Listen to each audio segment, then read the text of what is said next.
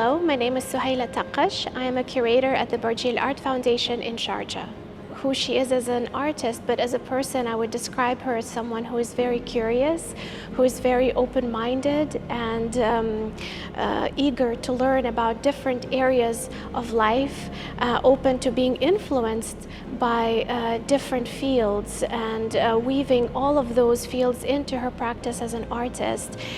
She's very dynamic as a person, and also I think she has an innate sensitivity to things of a more intangible, ephemeral nature. She's intrinsically sensitive to things like poetry, music, to things that we cannot necessarily touch, but have great value in our evolution as humanity. Well, her artworks are very much a reflection of who she is as a person.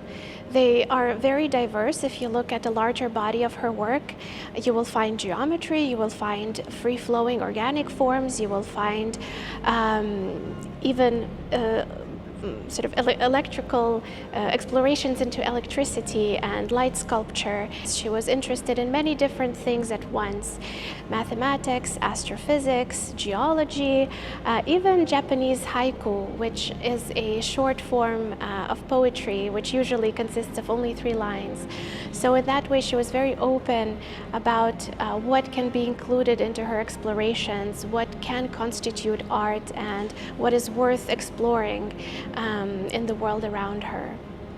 One of the standout works for me personally is one from the 1980s, which is titled Self-Portrait Imprint or Sanctuary Island.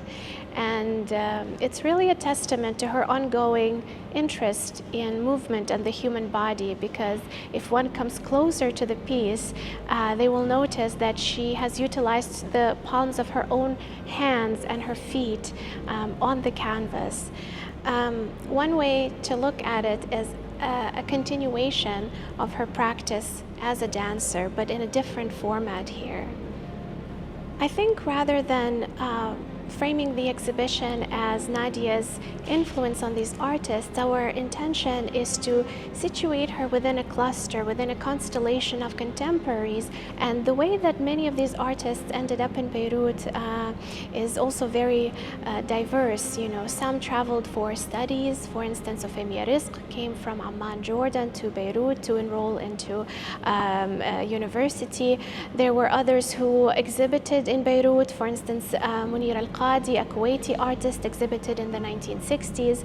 There were others like Helen from Syria, who in the 1970s traveled to southern Lebanon. Juliana Serafim from Palestine, for instance, fled with her family to Beirut following the events of the Nakba in 1948. So there were many different reasons as to why artists came to Beirut, but with that, Beirut emerged as a sort of hub of culture in the region, and this exhibition is one avenue through which we could take a peek at this moment in history and hopefully become curious about the developments that happened during that time and also the ones that followed.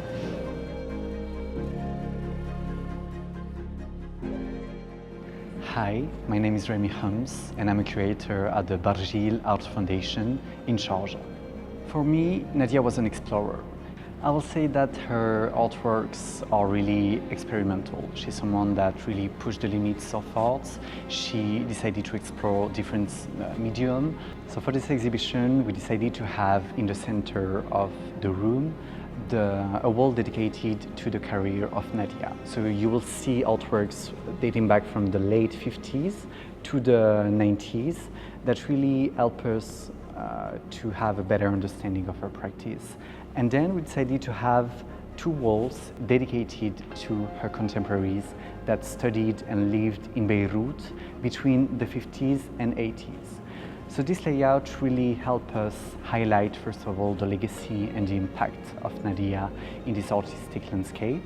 It helped us highlight Beirut as a cultural and artistic hub in these very pivotal decades for arts in the region. So for this exhibition, we really wanted to highlight the legacy and the impact of pioneers, especially women artists.